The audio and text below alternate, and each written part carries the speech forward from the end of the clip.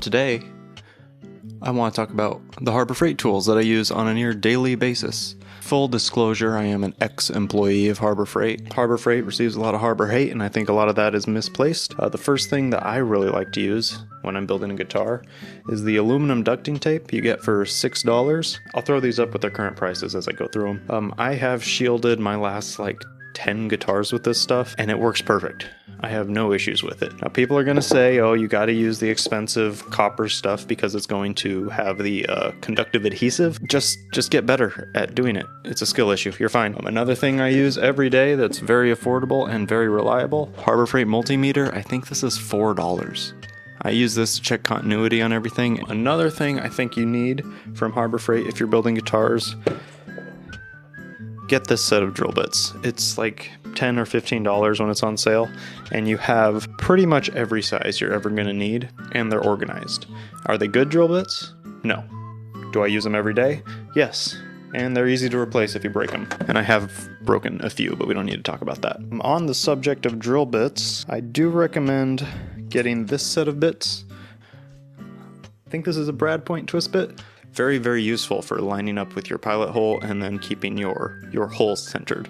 It doesn't tend to wander as much as like a regular twist bit would. Another thing that I think everyone's kind of on the same page with when it comes to Harbor Freight is their power tools, the Bauer line and the Hercules line. They're good.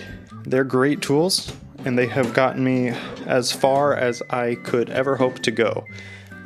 This router comes with two bases, has a plunge base and a fixed base. It has a depth stop and a speed control for the spindle, and I have no complaints. Now, this I got for about $100. I think it was $109 when I bought it, when it was not on sale. Check coupons. Coupons are on the website, and you can get pretty good deals. Another thing that every shop needs a lot of are sanding discs. The Bauer 80 grit and 220 grit, I always keep a box in the shop. This 80 grit, I have radiused fretboards with this sandpaper. It works perfect, no problems. Another thing that I am a big fan of, go to Harbor Freight and get this for $3. It is an auto punch. You push down on it and it gives you a little click and it indents the wood.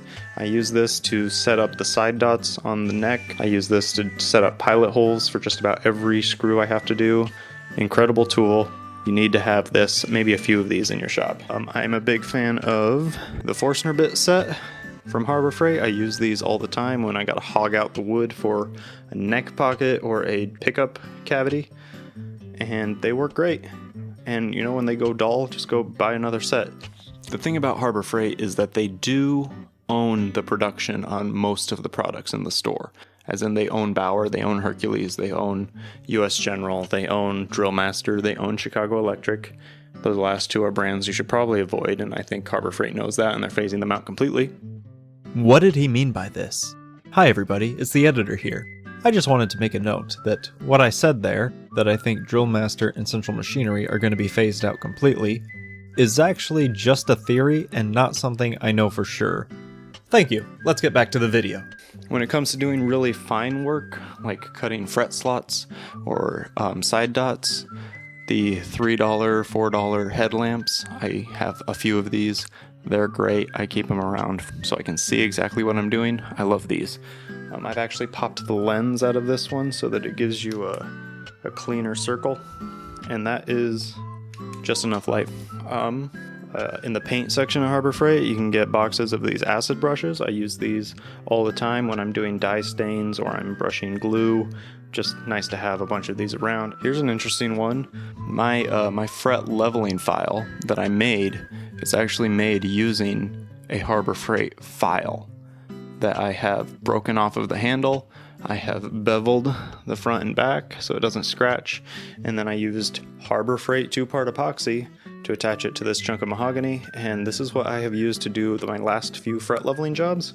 Works excellent. I love it. It might be nice to have a finer one, but you know, when you're fret leveling with a file like this, you don't want to be putting a lot of pressure. It is kind of just the weight of the tool, so if you know how to use the tool will work just fine.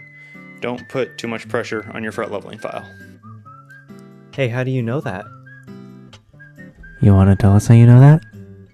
Another thing I like to use, go get a bunch of the super glue. I don't like the gel super glue for most of my uses, but the Harbor Freight super glue is, if you'll look at that, those side dots, that's mica powder and Harbor Freight super glue. All right, one of the most useful tools, every luthier definitely needs a set of flush cut snips. What I've done is I've gone in and I've ground that flat, the top of it flat. Let's see if I have an example. I have another set of these somewhere that I did not grind, so you can see the difference.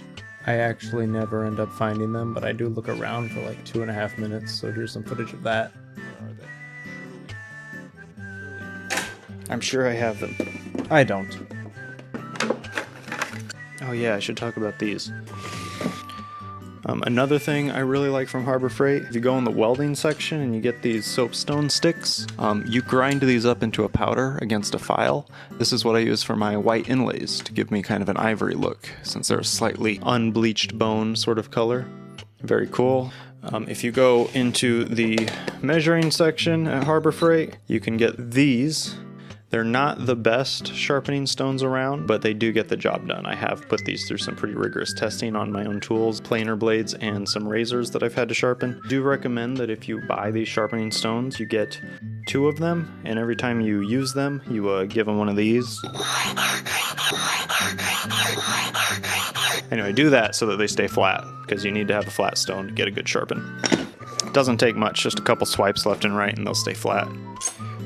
Oh, and if you get the set of step bits that Harbor Freight sells, this one right here has a 5/16 section. It's this third one down. That is actually a perfect match for the string ferrules that you need to inset into a guitar body for through body stringing.